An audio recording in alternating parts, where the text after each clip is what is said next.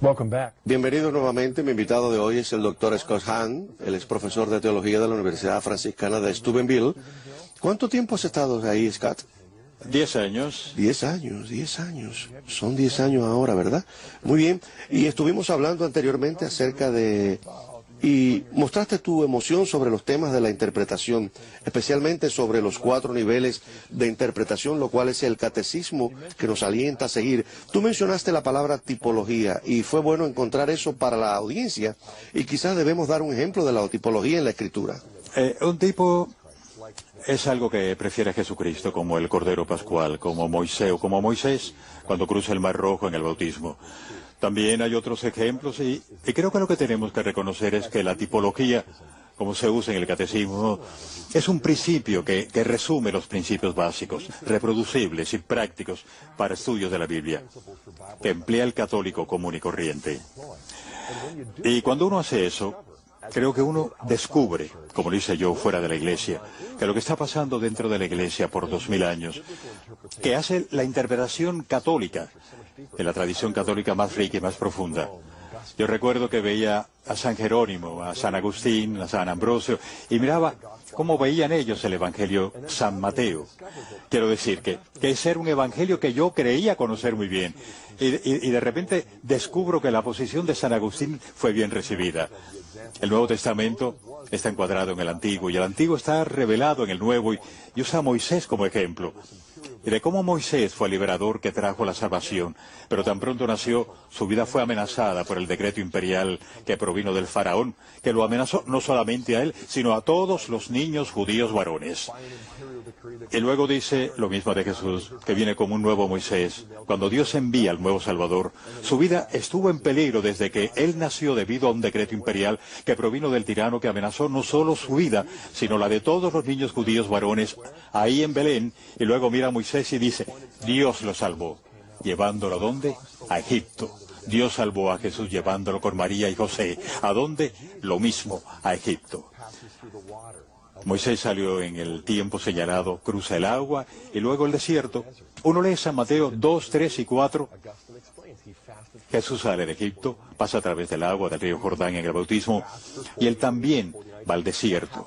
¿Qué hizo Moisés? San Agustín lo explica. Él ayuna por 40 días y por 40 noches.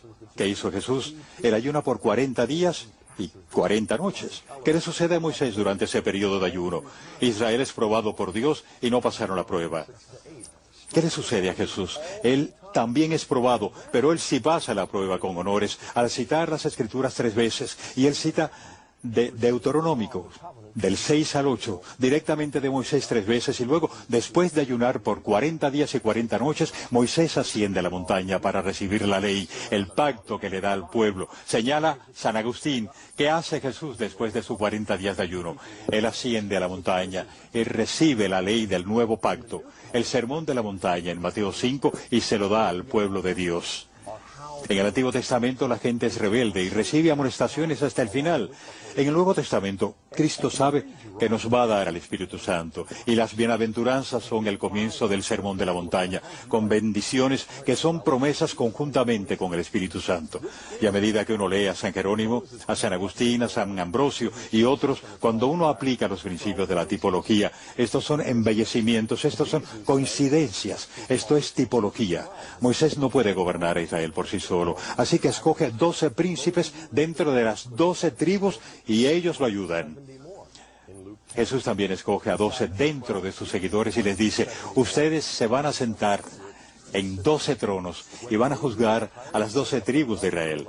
Moisés escogió a los 12, pues no podía gobernar a Israel, pero no podía hacerlo. Así que escogió a 70 más. En Lucas 10, además de los 12, Jesús escoge a 70 más ungidos con el Espíritu para que lo ayuden. Cuando Moisés se cansa, sube a la montaña para estar a solas con Dios, pero escoge de entre los 12 a los 3 más cercanos, Josué, Aarón y Hur. Cuando Jesús quiere consuelo, sube a la montaña y escoge de entre los 12 a Pedro, Santiago y Juan. Aarón, Josué y Hur ven la cara transfigurada de Moisés con la gloria de Dios. Entonces él se pone un velo cuando baja. Pedro, Santiago y Juan ven a Jesús con la cara transfigurada con la gloria de Dios, y de repente se aparecen Moisés y Elías. ¿Por qué ellos? Bueno, por una razón, porque ellos Ellos fueron los únicos sobrevivientes del ayuno en el Antiguo Testamento, pero hay otra razón. Ellos representan a la ley y a los profetas respectivamente. Moisés les dio la ley y Elías es el más grande de los profetas. Y entonces, aquí tenemos la tipología desde el nacimiento de Jesús hasta su bautismo en la tentación. La dación de la ley, el ministerio público, los 12, los 70, luego los 3, la transfiguración, e inclusive en el punto donde San Lucas 9:31 dice, yo descubrí en los padres que el tópico de la conversación entre Jesús y Moisés allá en la cima de la montaña fue que Jesús le habló a Moisés sobre su partida, que pronto tendría lugar en Jerusalén. Moisés le dice, yo conozco mi éxodo en Egipto. ¿Qué me dices de tu éxodo?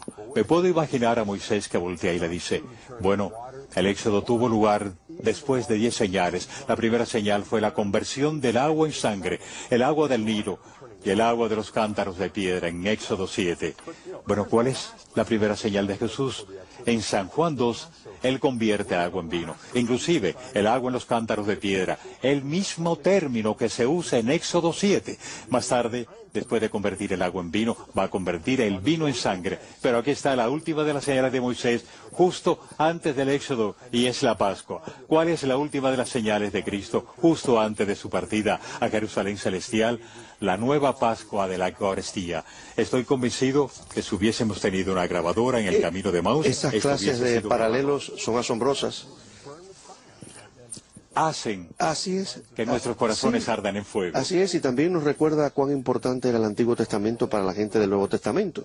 Y una de las formas en que descubrí eso es en los padres apostólicos, de que eran los escritores, los primeros padres que aprendieron de los mismos apóstoles y de sus discípulos. Y antes de la Biblia, su trabajo fue unirla en su forma presente.